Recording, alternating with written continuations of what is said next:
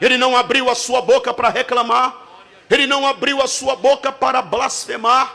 Isaías, no capítulo de número 53, 750 anos aproximadamente antes dele. Se você puder conferir comigo aí na sua Bíblia, Isaías, capítulo de número 53, versículo de número 1, ouçam o que diz: quem creu em nossa pregação, e a quem foi revelado o braço do Senhor, porque foi subindo como renovo perante ele, e como raiz de uma terra seca, não tinha aparência, nem formosura, olhámo-lo, mas nenhuma beleza havia que nos agradasse, era desprezado e o mais rejeitado entre os homens, homem de dores, e que sabe o que é padecer, e como um de quem os homens escondem o rosto, era desprezado e dele não fizemos caso. Certamente ele tomou sobre si as nossas enfermidades, e as nossas dores levou sobre si, e nós o reputávamos por aflito, ferido de Deus e oprimido. Mas ele foi traspassado pelas nossas transgressões, e moído pelas nossas iniquidades. O castigo que nos traz a paz estava sobre ele, e pelas suas pisaduras fomos sarados. Todos nós andávamos desgarrados, como ovelhas, cada um se desviava pelo caminho, mas o Senhor fez cair sobre ele a iniquidade de todos nós. Ele foi oprimido e humilhado, versículo 7, mas não abriu a sua boca. Como cordeiro foi levado ao matadouro, e como ovelha muda perante os seus tosquiadores, ele não abriu a sua boca. Açoitaram o meu Senhor de forma cruel, mas ele não blasfemou. Eu imagino os soldados que estavam espancando o meu Senhor admirados, porque eles estavam acostumados a espancar um réu. Eles estavam acostumados a espancar uma vítima num tronco de tortura, mas eles nunca haviam presenciado uma cena como aquela. Um homem inocente, resistente, suportando a angústia, a dor, a agonia, por causa dos meus e dos teus pecados. Ele não pronunciou nenhuma palavra de blasfêmia. Os soldados estavam acostumados a espancar vítimas do tronco de tortura, e estava acostumado a ouvir todo tipo de blasfêmia, blasfemando, gritando, em agonia, em desespero, amaldiçoando o imperador, amaldiçoando o dia do nascimento, blasfemando contra Deus. Pela primeira vez na história, tem um inocente sendo moído na cepa de tortura, mas ele não reclama. A estas alturas o meu Senhor já estava um bolo de carne humana completamente machucado. Em Isaías capítulo de número 52, versículo de número 14, Isaías profetiza 750 a 800 anos aproximadamente antes dele, e se refere exatamente àquilo que o Cristo de Deus haveria de padecer, quando diz: como pasmaram muitos à vista dele, pois o seu aspecto estava muito desfigurado, mais do que o de outro qualquer, a sua aparência mais do que a dos outros filhos dos homens. Estava o meu Senhor completamente desfigurado. A essas alturas ele estava um bolo de carne humana completamente machucada, completamente deformada, totalmente ensanguentado, esvaindo-se em sangue. E então eles pegaram uma coroa de espinho, colocaram sobre a cabeça do meu Senhor, colocaram um manto vermelho sobre os seus ombros, que vinha até a altura da sua cintura, uma cana na sua mão. Se ajoelharam diante dele, em tom de zombaria, eles faziam este gesto aqui, e diziam: salve rei dos judeus, salve rei dos judeus, salve rei dos judeus. Pegavam a cana da sua mão, espancavam com ela a sua cabeça, vendavam seus olhos, batiam na sua face e diziam: confessa quem foi que te bateu, confessa quem foi que te bateu. Mas o meu Cristo permaneceu calado, ele não blasfemou. Insultaram ele, mas ele não reclamou. Cuspiram no seu rosto, mas ele não reclamou. Zombaram dele, tripudiaram sobre a sorte dele, mas ele não blasfemou, permaneceu quieto, calado, como ovelha muda, perante os seus tosquiadores, sem pronunciar nenhuma palavra de blasfêmia com quem quer que seja. E então eles pegaram uma cruz, a cruz que não era dele, a cruz que era tua, a cruz que era minha, a cruz que era instrumento de tortura, a cruz que era símbolo de maldição, colocaram sobre os ombros dele e obrigaram-no a carregar aquela cruz até o Monte Caveira, ao Gólgota, que ficava do lado de fora dos muros de Jerusalém, no monturo de lixo. Lá ele foi levantado. Eles cavavam um buraco, era assim que procedia, deitava a cruz primeiro, a vítima era pregada, suas mãos e os seus pés, tinha uma espécie de um apoio, um pino de apoio que eles colocavam no pé da cruz, debaixo do pé da vítima, e aquele apoio, não pensem vocês que era para de algum modo aliviar a tensão ou o sofrimento, porque não era, aquilo era apenas para ajudar, quando a cruz fosse levantada e jogada dentro do buraco, era para auxiliar, ajudar o apoio do corpo, para não rasgar a carne e o corpo terminar caindo da cruz. Levantaram o meu Senhor, crucificado, pregado naquela rude cruz, e lançaram a cruz dentro daquele buraco.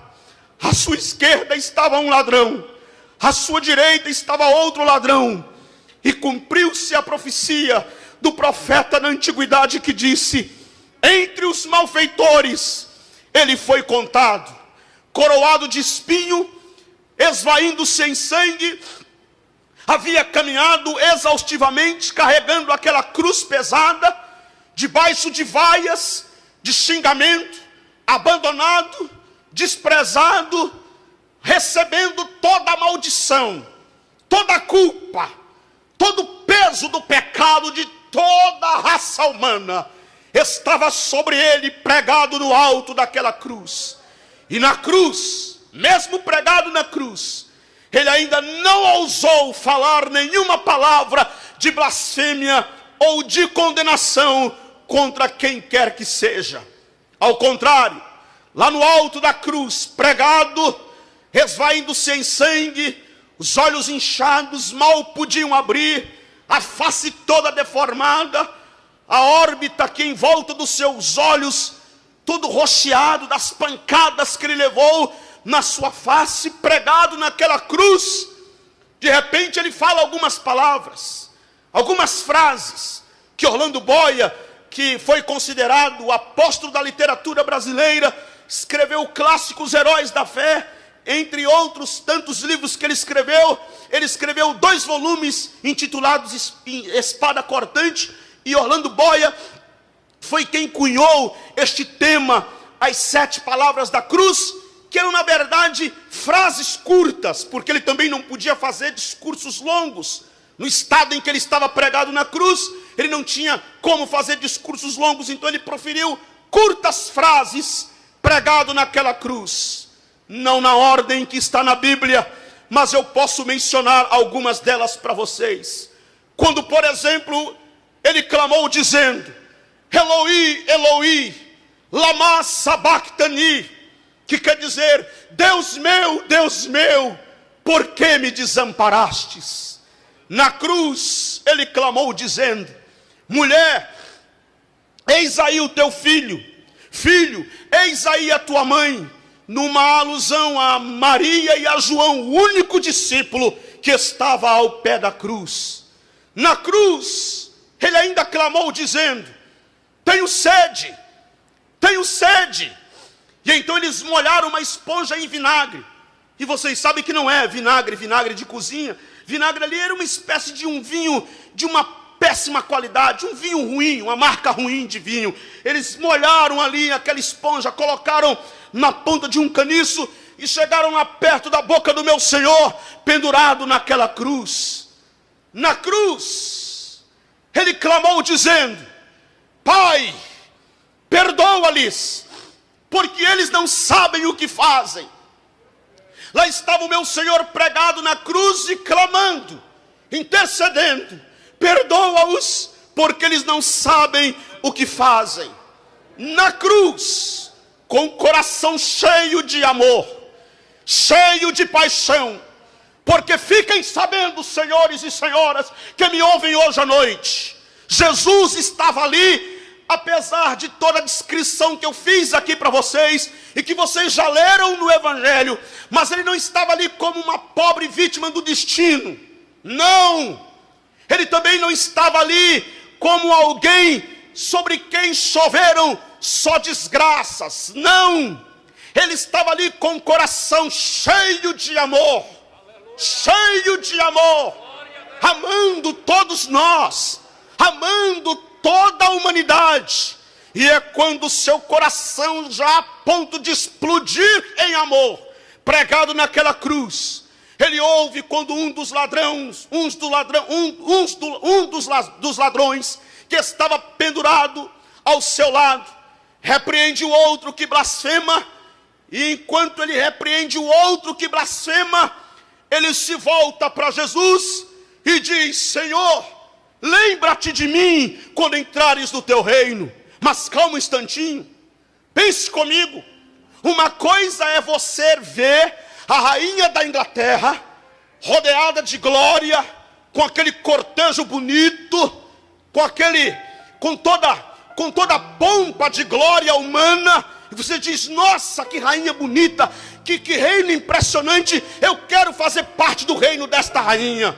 Uma coisa é você ver os grandes reis, os grandes imperadores que o mundo já conheceu, montados em seus cavalos reais, vestido com as suas vestes reais, acompanhado por uma legião de soldados valentes, com um cortejo bonito, impressionante, e você diz: nossa, que coisa extraordinária, eu quero fazer parte do reino deste homem. Mas quem estava na cruz do meio não estava vestido de vestes reais. Quem estava na cruz do meio não estava coroado de coroa, com coroa de ouro e de glória humana. Quem estava pendurado na cruz não estava ladeado de soldados poderosos. Quem estava pendurado naquela cruz estava coroado de espinhos, esvaindo-se em sangue, todo deformado. Mas aí que está a beleza do Evangelho. O ladrão conseguiu olhar para ele e conseguiu ver para além das feridas, conseguiu ver para além da coroa de espinho, e ele disse: este homem é rei, e o seu reino é um reino de outra espécie. Eu quero fazer parte do reino deste rei. Senhor, lembra-te de mim quando entrares no teu reino. E então Jesus inaugura um reino para os condenados, quando disse: hoje estarás comigo no paraíso. Louvado seja o nome do Senhor. Pregado naquela cruz, meu Senhor esvaía-se em sangue. E de todas as frases, melhora para mim o retorno, querido, por favor, que eu senti que perdi aqui o retorno. Me ajude, por favor. Quando ele, pregado na cruz, proferiu estas frases, algumas das que já mencionei, de todas, a que mais impressiona o meu coração, a que mais enche o meu coração de gozo e de alegria, foi quando ele na cruz clamou com grande voz. Eu acho impressionante que os evangelistas colocam exatamente assim: ele clamou com grande voz, ou, dependendo da tradução, ele bradou com grande brado, e disse: está consumado, está feito, está completo, está realizado, está consumado, tetelestai, completamente pago. Agora ouçam-me, quando ele bradou dizendo: está consumado, era exatamente isto que ele estava dizendo: eu quitei o débito, eu rasguei a dívida, está completamente pago, está consumado.